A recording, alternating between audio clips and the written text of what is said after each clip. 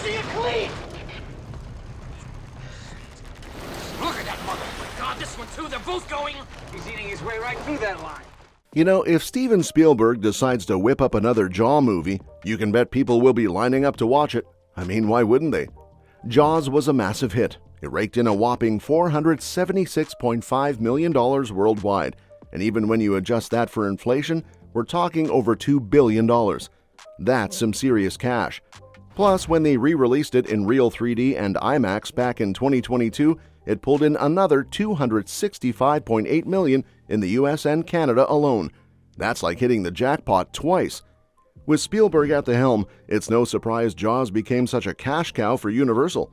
After all, the guy's basically the king of commercial success in the movie business.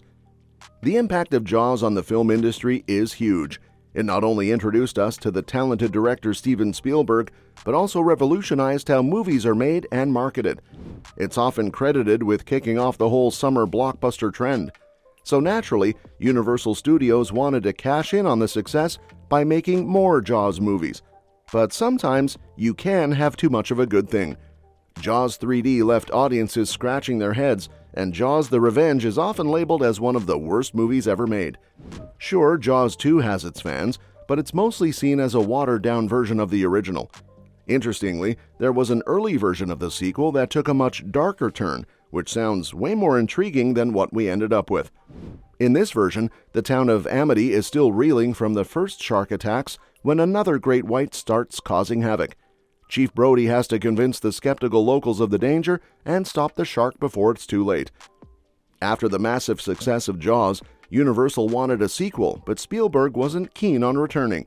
He had a rough time filming the first one, so he passed on the opportunity. This left the studio scrambling to find a new director and story. They settled on John D. Hancock, who had a good track record, and his version of the sequel was much darker. It focused on the lingering effects of the first movie, with shady characters and paranoia plaguing Amity Island.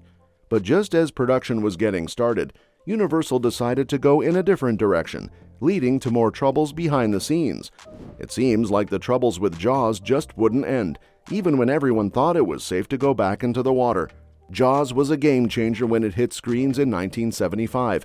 It basically invented the idea of the summer blockbuster, paving the way for the flood of big-budget movies we see today. And let's not forget the genius marketing tactics.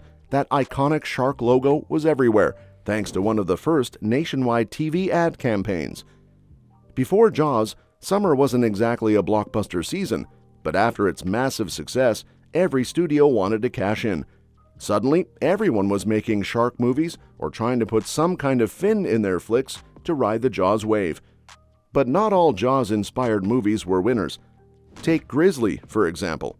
It was basically a bear version of Jaws, complete with three guys teaming up to take down a massive grizzly. And let's not forget the infamous scream of "No!" that still haunts our dreams. Then there's Mako, the Jaws of Death, which tried to put a unique spin on the shark exploitation genre. In this one, the sharks are the victims, with a guy named Sonny Stein protecting them and using them for revenge. Of course, Peter Benchley, the author of Jaws, became a hot commodity after the movie's success. The Deep was one of his follow-ups, and while it wasn't exactly a Jaws ripoff, the marketing sure tried to make it seem that way. And who could forget Jacqueline Bisset's iconic bikini scene? And let's not leave out Tintorera, the movie where the tiger shark from Jaws finally gets its revenge. It's a bizarre mix of shark attacks and beach trysts that has to be seen to be believed. Finally, there's Orca, Killer Whale, the big-budget contender that aimed to out-Jaws Jaws. With scenes of killer whales taking on great white sharks and biting off Bo Derek's leg, it certainly tried to be different, but ultimately it was just too silly to take seriously. So while Jaws may have inspired a slew of imitators, few could capture the magic of the original. Sometimes you just can't beat the classics. If Steven Spielberg decided to make Jaws 6, he could take it in a futuristic direction, maybe even bringing in another predator like the megalodon or the frilled shark. The frilled shark, with its primitive traits and unique appearance, could make for an intriguing addition to the story. This creature, often dubbed a living fossil, roams the depths of the Atlantic and Pacific Oceans, feeding on cephalopods, smaller sharks, and bony fish. Imagine a scenario where the megalodon, thought to be extinct, resurfaces from the depths to clash with the frilled shark in an epic battle for supremacy. With its massive size and formidable teeth, the megalodon would pose a serious threat, but the frilled shark's unique hunting techniques and flexible jaws could make for an intense showdown. Reproductively, the frilled shark is viviparous, giving birth to live young without a placenta. This could add an interesting dynamic to the story, as the characters navigate the challenges of dealing with newborn frilled sharks while also facing off against the ancient terror of the megalodon. Overall, seeing these two prehistoric creatures go head-to-head on the big screen would be a spectacle to behold. With Spielberg's expertise in crafting thrilling and visually stunning films, Jaws 6 could take audiences on a wild ride into the depths of the ocean, where ancient predators reign supreme. Considering Evan Peters' exceptional performance in Dahmer, Monster, the Jeffrey Dahmer story, there's been speculation about him taking on the lead role in a major franchise. Now, if rumors are to be believed, we might just see Peters in Jaws 6. Peters demonstrated his acting prowess in portraying complex characters, and his portrayal of Jeffrey Dahmer was both chilling and captivating. His ability to delve into the psyche of such a notorious figure suggests he could bring depth and intensity to any role, including one in the blockbuster franchise like Jaws. While it's a departure from his previous roles, Peters has shown versatility in his acting career, and tackling a character in a shark-themed franchise could be an exciting new challenge for him. With his proven talent and range, Peters could breathe new life into the Jaws series, bringing a fresh perspective to the iconic story. Fans of Peters will undoubtedly be eager to see how he would approach a role in Jaws 6, and if the rumors turn out to be true, it could mark a significant milestone in his career.